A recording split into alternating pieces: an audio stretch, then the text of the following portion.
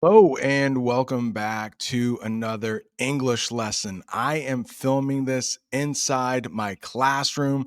The lighting isn't the best. The sun isn't even up yet, but I don't think anyone will bother us. I am just about the only person in this building. In today's English lesson, we are going to talk about tariffs and a possible tariff war between the United States and Canada and the United States and Mexico. I have 40 new terms for you in this English lesson. It will be a little longer than most of the English lessons, so I hope you are ready to learn a lot. This news clip comes from Fox News. They really like President Trump, so please keep that in mind while we watch the news clip. In the news clip, they are going to use advanced vocabulary. They are going to use English idioms, and of course, those pesky English phrasal verbs. You will also learn a little bit about the people who help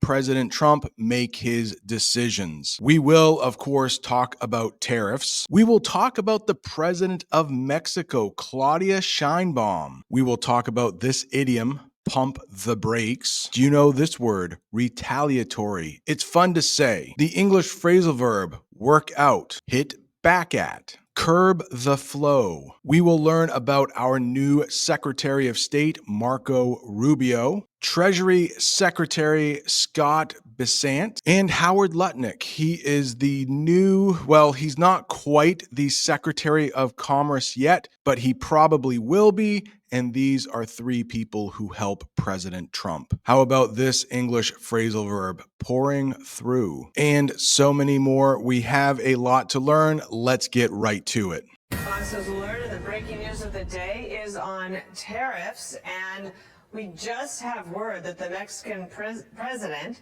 spoke to Donald Trump, and they are going to pause the tariffs on Mexico for 1 month. And Jackie Heinrich is standing by at the White House with more on this development. Hi, Jackie. Good morning, Dana. Yeah, that was pretty short-lived.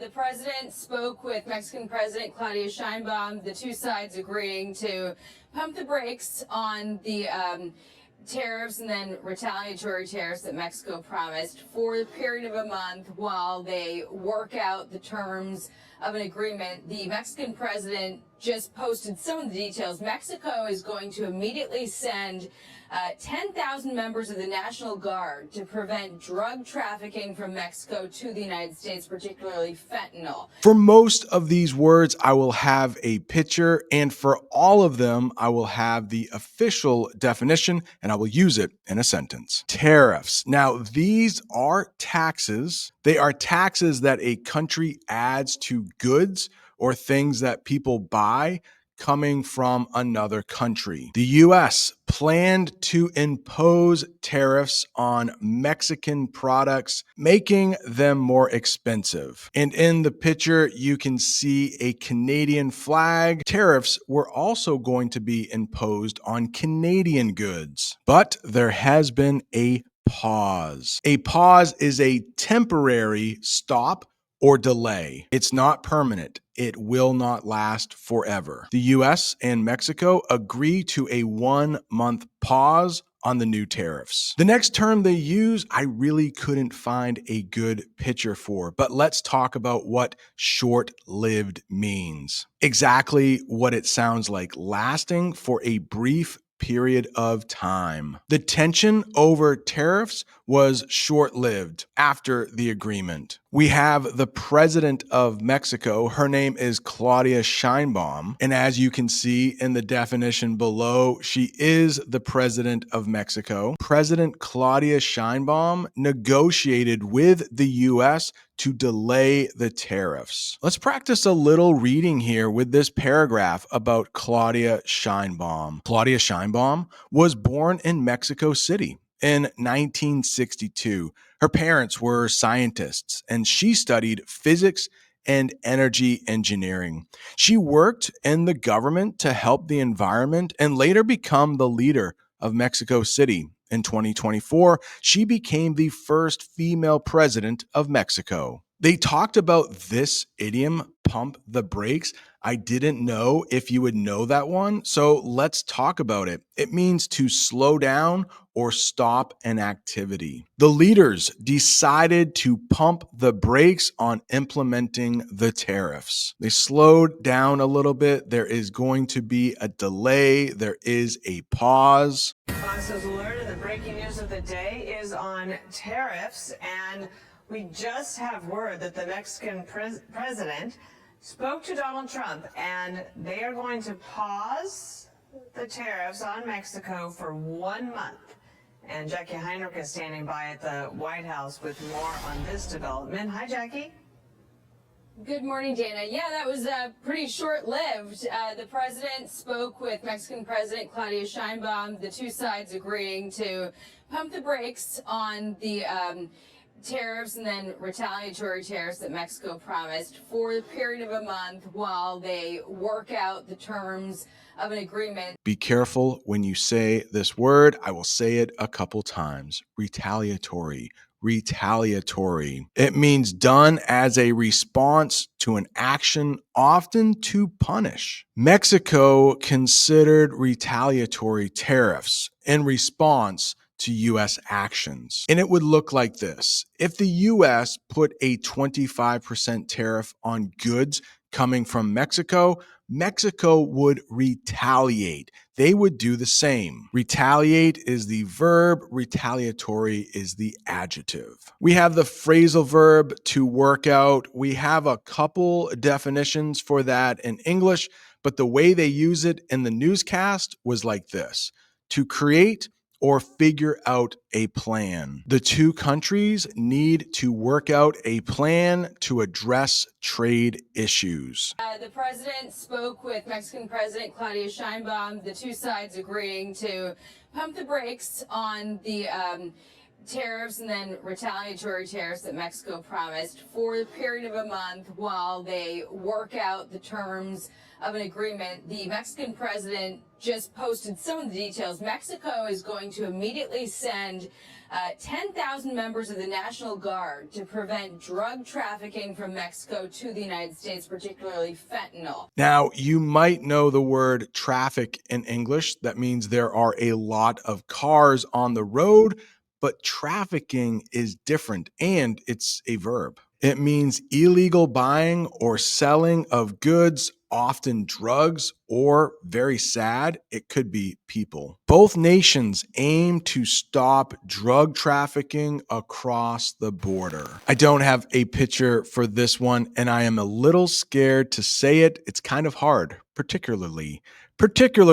It means especially or more than usual. The U.S. is concerned about drugs, particularly fentanyl. We will talk about that in just a minute, but they are concerned about fentanyl entering the country. Hopefully, you don't know what fentanyl is. Maybe I can teach you a new term here, but it is a powerful and dangerous drug. Efforts are being made to reduce the smuggling of fentanyl into the U.S. President Trump said he is very concerned about the amount of fentanyl that comes through the Mexican border and also the Canadian border. Also, she says the U.S. is going to work with Mexico to prevent the trafficking of high-powered weapons to Mexico, something that Mexico hit back at when President Trump was threatening these tariffs was they were calling on the U.S. to curb the flow of guns from the U.S. down to the cartels. To hit back at, that is almost like to retaliate. It means to respond strongly or attack in return. Somebody does something bad to you, so you are going to hit back at them. Mexico might hit back at the U.S. if unfair tariffs are applied. Curb the flow. I think this is another English idiom. It means to reduce or control the movement of something. Both countries agreed to curb the flow of illegal drugs across the border. And I guess Canada is concerned about guns going across their border. They want to curb the flow of guns from the U.S. to Canada. Cartels. Cartels, what are those? Groups that control the trade of illegal goods like drugs. I hope we don't have any cartels in the US. When I hear the word cartels, I do think of Mexico. The government is taking action against drug cartels operating near the border. Who knows? Maybe on the US side of the border, there are cartels. Something that Mexico hit back at when President Trump was threatening these tariffs was they were calling on the U.S. to curb the flow of guns from the U.S. down to the cartels.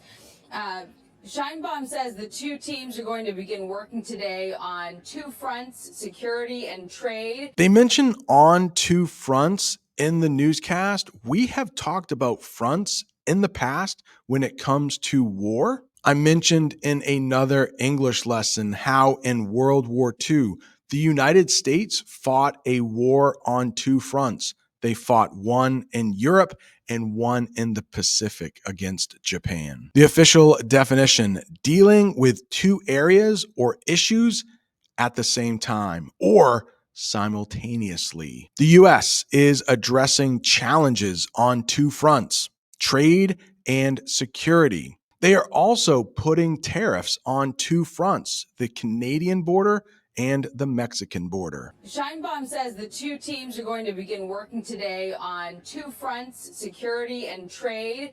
And President Trump posted on Truth Social that part of that team is going to include Secretary of State Marco Rubio, Treasury Secretary Scott Bessent, and Secretary of Commerce Howard Lutnick, as well as some representatives from Mexico. I do not have a picture for Truth Social, but let's talk about it. It is a social media platform owned by President Trump. He shares a lot of updates on Truth Social. Let's use it in a sentence. President Trump shared updates about the tariff discussions on Truth Social. Next, let's talk about the new Secretary of State. His name is Marco Rubio. But wait, before we do that, would you mind hitting the like button if you are learning English from this English lesson? He is our Secretary of State, and that is the U.S. official responsible for foreign affairs. Right now, as I record this, Marco Rubio is in Central America. He is visiting Panama. The Secretary of State is involved in negotiations with Mexico. He is a very busy man. Marco Rubio is the new Secretary of State. Let's get a little background on Marco Rubio. Marco Rubio was born in 1971 in Florida. His parents came from Cuba. He studied law and became a politician. He was elected to the U.S. Senate in 2010. He once ran for president but lost. Now he is still a senator and an important leader in the government. Now, that was written a couple weeks ago. Marco Rubio is no longer a senator from Florida. He is our new Secretary of State. Scott Bessent is next. He is our Treasury Secretary. When you hear Treasury, think money. Oh no, my computer is going to die and I can't plug in my microphone and the computer at the same time. So I might have to finish this lesson at home. Okay, I am home right now. I think we were talking about Scott Bessent, but it's a little cold in my house, so I'm going to keep on my jacket.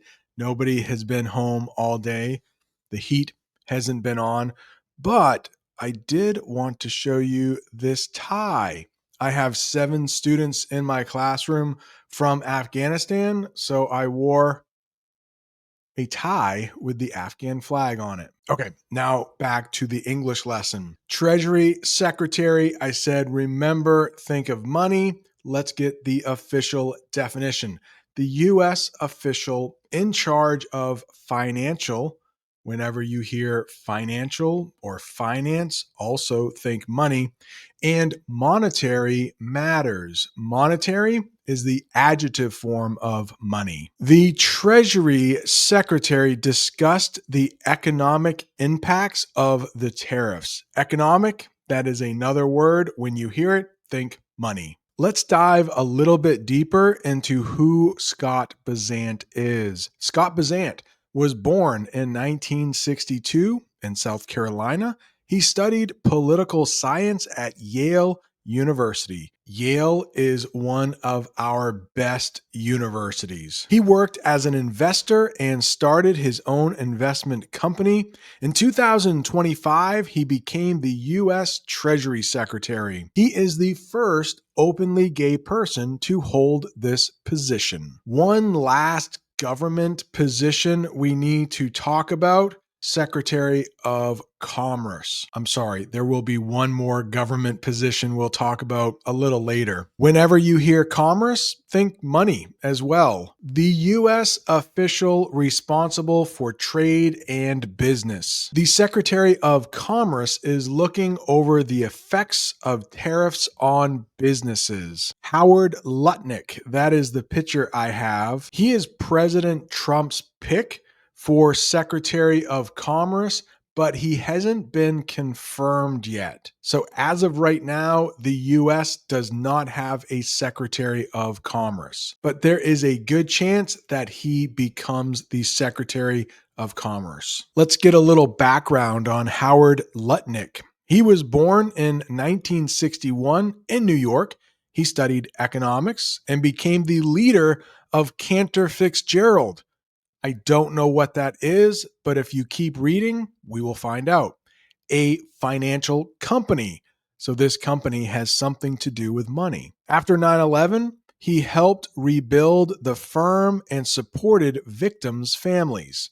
In 2024, he was nominated as U.S. Secretary of Commerce. I said earlier, when you hear commerce, think money, but also think business. And President Trump posted on Truth Social that part of that team is going to include Secretary of State Marco Rubio, Treasury Secretary Scott Bessant, and Secretary of Commerce Howard Lutnick, as well as some representatives from Mexico. The president says he's going to be speaking with outgoing Canadian Prime Minister Justin Trudeau at 3 o'clock. He posted to Truth Social, Canada doesn't even allow U.S. banks to open or do business there. What's all that about? Outgoing. They use that in the news clip.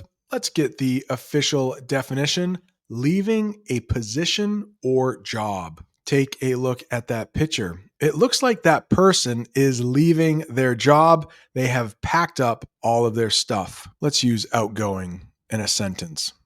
The outgoing boss shook hands with everyone on his last day on the job. Outgoing has a couple different definitions in English, but that is the way they used it in the news clip. Many such things, but it's also a drug war. Hundreds of thousands of people have died in the U.S. from drugs pouring through the borders of Mexico and Canada. I am so happy I can teach you this English phrasal verb because I don't think I have ever taught it. I'm not sure if any other teachers on YouTube have ever taught it.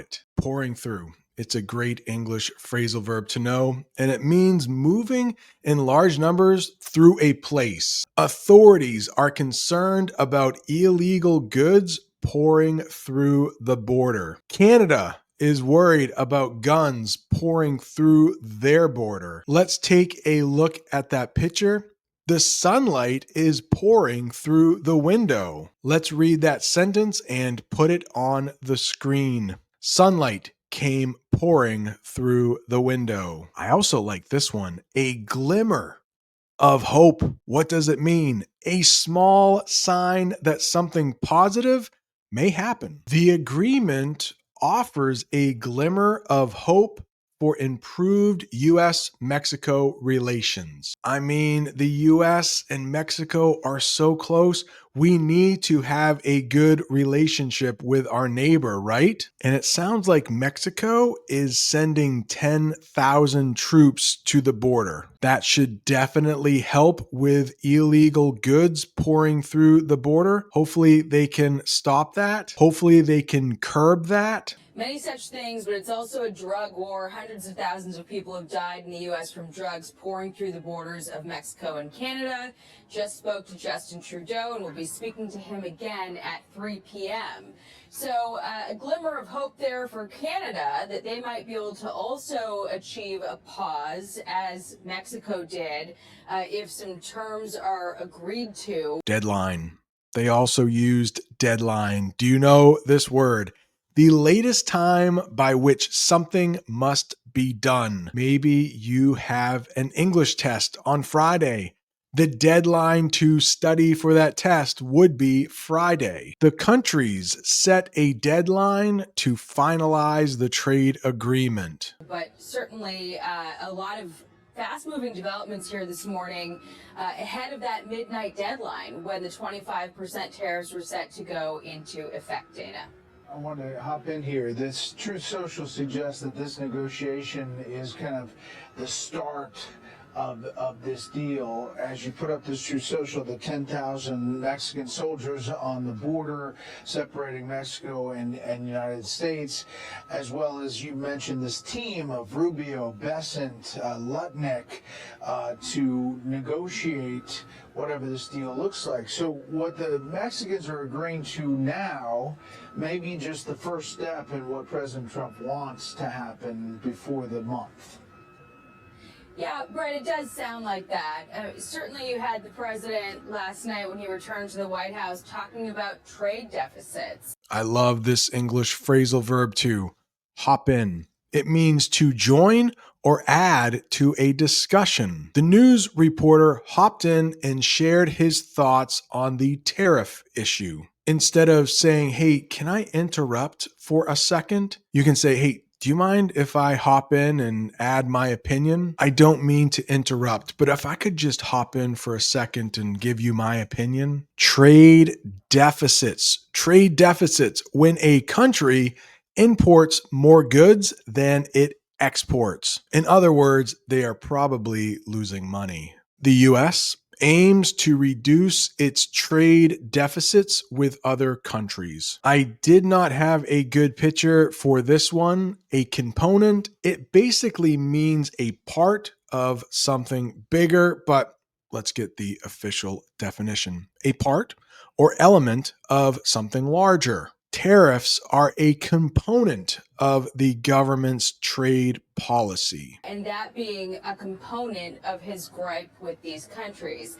He also, in that discussion, mentioned that he would be looking at the EU and potentially the UK to pursue some tariffs against them. Okay, this next one has a picture, a gripe.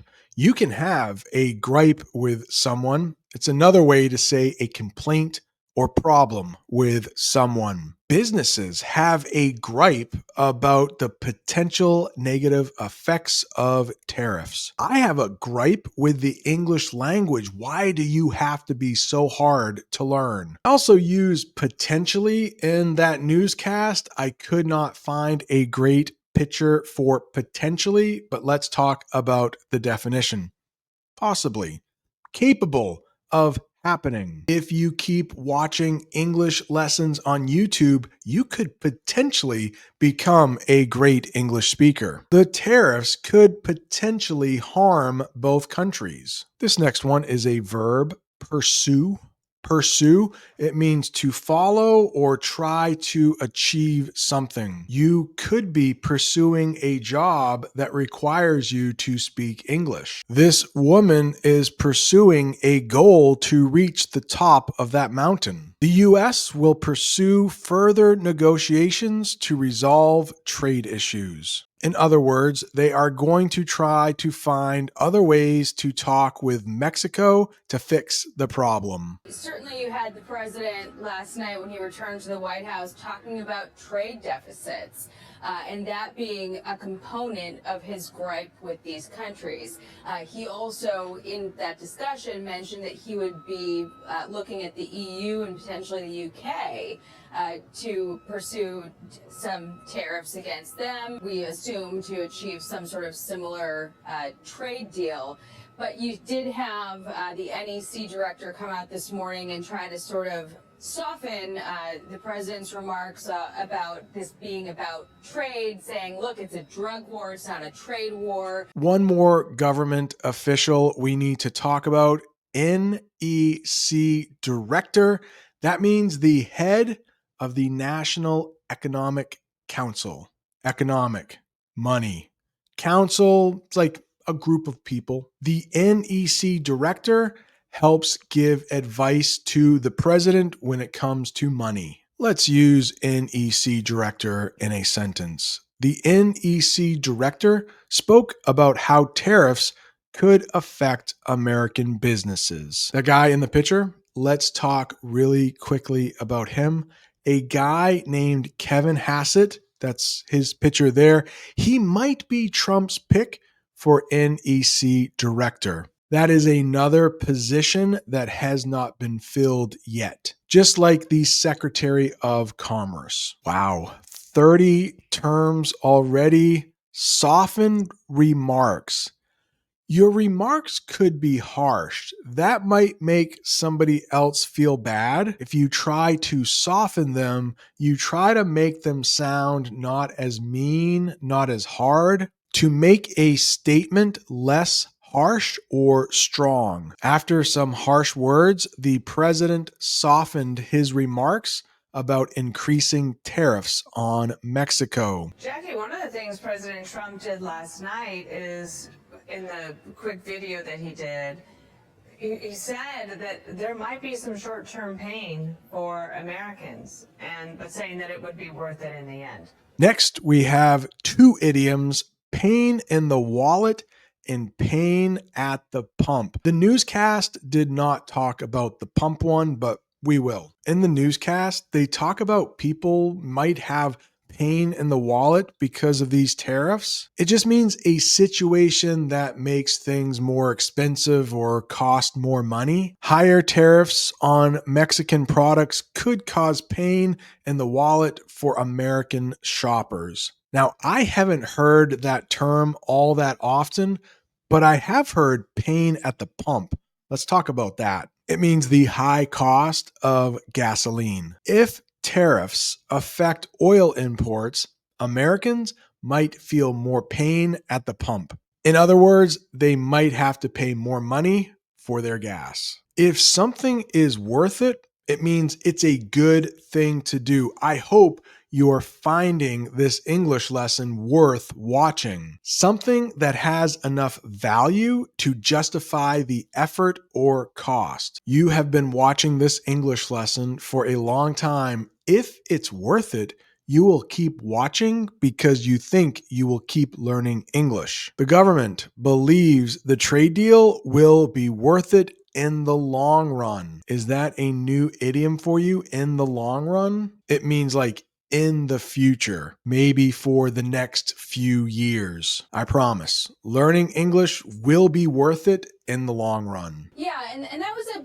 a pretty significant admission, I think, because when you look at these three countries, Canada, Mexico, and China, that's about 40% of U.S. imports. So there's really no way to avoid some kind of pain when it's an across-the-board tariff, especially when you consider that the 10% tariff for Canada was on energy as well. So you could see some ramifications. Of course, Democrats jumped on that ahead of the Super Bowl. They were saying that this is a Trump tax increase, and look at your Corona beer and your guacamole, and you can blame the president if your prices go up. I love this word, ramifications. Ramifications.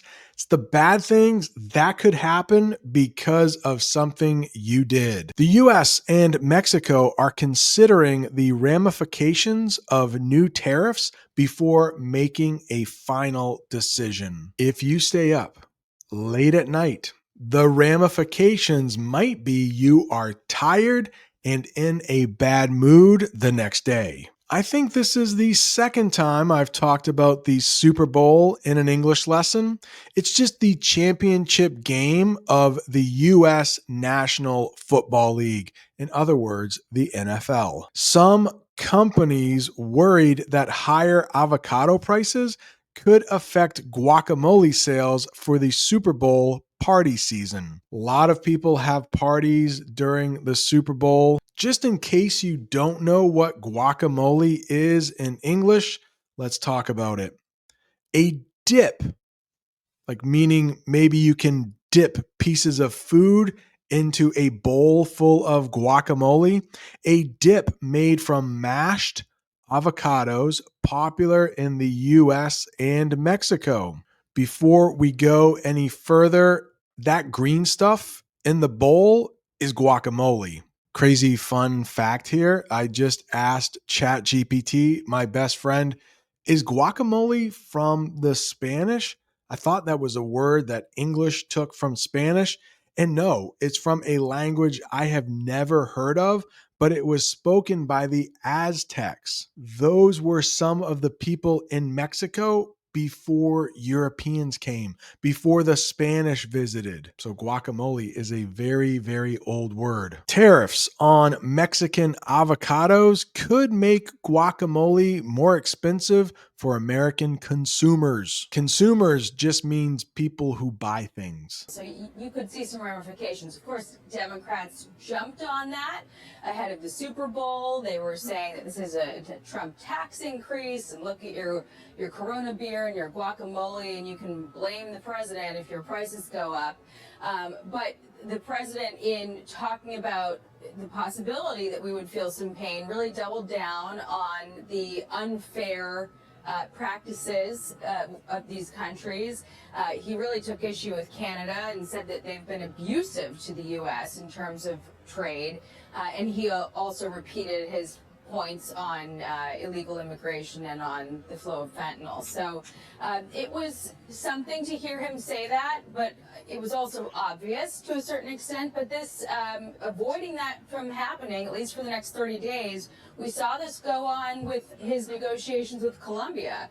That was, the briefest of trade wars I think we've seen yet. So certainly he's a strong negotiator, was able to get something done this morning, and we'll see if more comes together in the next 30 days and we can stave it off permanently for all these countries. Double down. It means to increase effort or commitment, even when facing difficulties. Despite concerns, the US government decided to double down on its tariff policy. How would you double down when studying English? Learning English is difficult, but I doubled down, studied harder, and passed the IELTS. Okay, this English lesson is a long one, but I hope you are getting some great information here.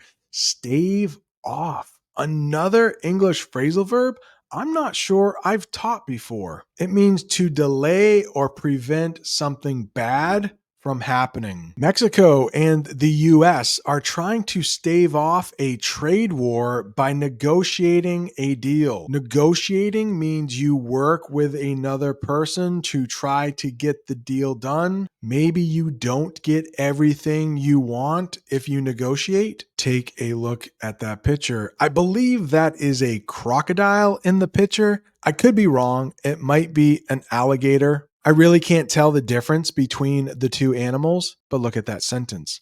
The man in the picture is trying to stave off a crocodile. We go from one that I don't think I've ever taught before to one I know I have taught before. Permanently, it means forever, without change. Some companies hope that the tariffs will not be permanently placed on Mexican goods. The opposite of permanent is temporary. My goodness. That is it. Well done. You have stuck with me for a long time. I hope your English is so much better. If you have lasted this long, you must be really committed to learning English.